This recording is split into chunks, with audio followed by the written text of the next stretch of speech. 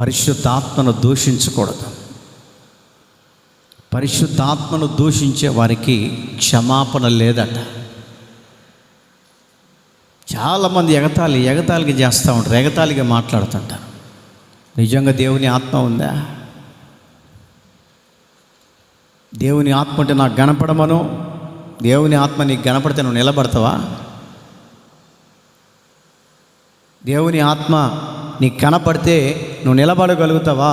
ఎందుకో ఒక ఉదాహరణ చెప్తా. లైట్లన్నీ ఆఫ్ చేస్తా. చచ్చిపోయిన మీ జేజే ఎదురుగా వచ్చి నిలబడనుకుంటావును, చెప్పండి, వాయమ్మా దెయ్యం వచ్చిందని చెప్పేసి ఊరుకో నిలబడగలుగుతావా?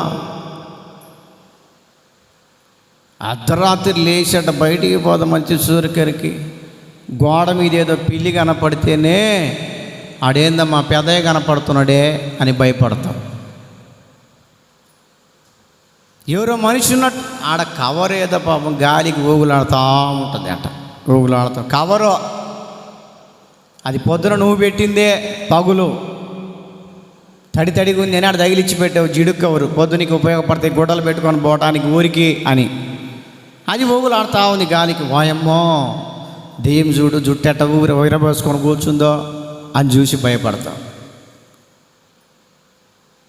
కొంతమంది మన నీడను చూసి మనమే భయపడతా ఉంటాం.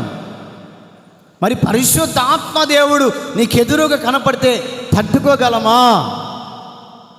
మోషే అడుగుతున్నాడు, అయ్యా తండ్రి యెహోవా దేవా, నీ ముఖాన్ని నేను చూడాలనుకుంటున్నా, ఒక్కసారి కనపడవా? ఒక్కసారి కనపడి నిన్ను చూడాలనుకుంటున్నా, నువ్వు ఎలాగుంటావో చూడాలనుకుంటున్నా.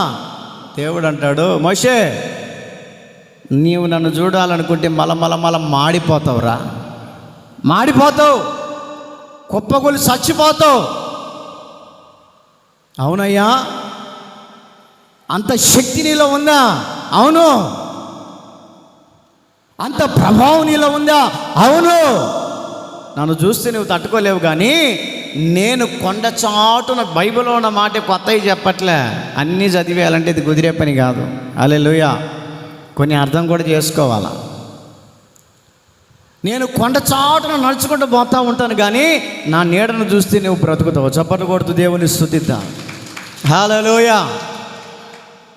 కొండ చాటున నేను వెళ్తా ఉంటా, నా నీడను చూడు, నీ జీవితకాలం అంతా నువ్వు ధన్యమే. నీకు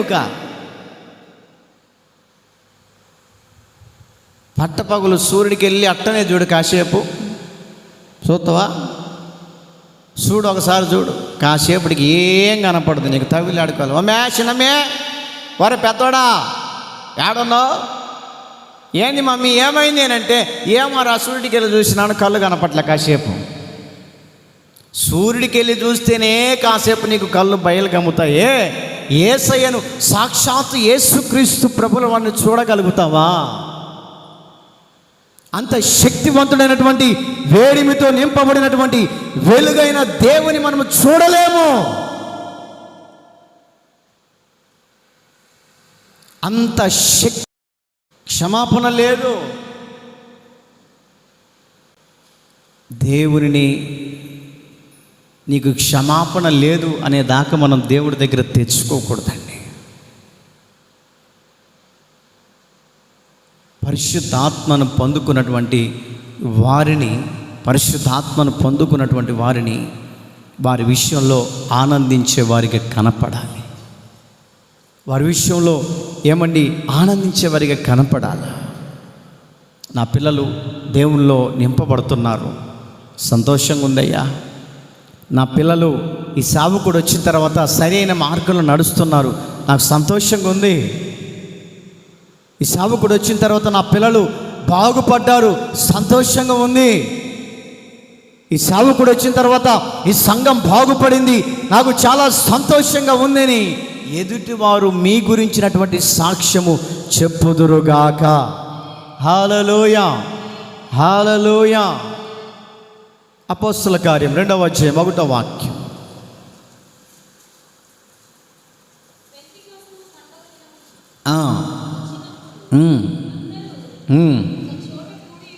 అందరూ ఒక చోట కూడున్నారంట. దేనికోసమయ్యా అని అంటే వాళ్ళ మధ్యలో ఉన్నటువంటి సేవకుణ్ణి పోలీసులు వచ్చి పట్టుకుపోయారు. అందరూ ఒక చోట కూడారు. ఇప్పుడు మీరు ఎట్ట వచ్చి కూర్చొని అందరూ ఒక చోట కూడారో అలాగనే వాళ్ళు కూడా కూడుకున్నారట. ఎవరయ్యా అంటే దేవుని బిడ్డలు. ఒక మంచి పండగ, దాని పేరే పెంతెకొస్తు పండగ అట.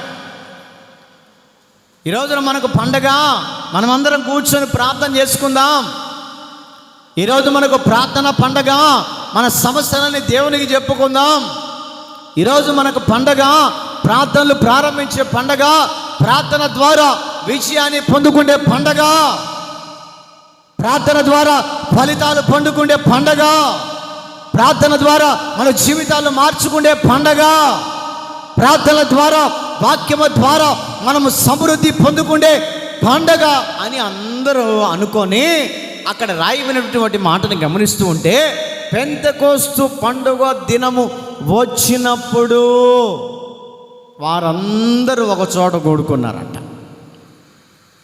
ఎవరందరూ? దేవుని బిడ్డలందరూ. దేవుని బిడ్డలు ఒక చోట కూడుకున్నారు.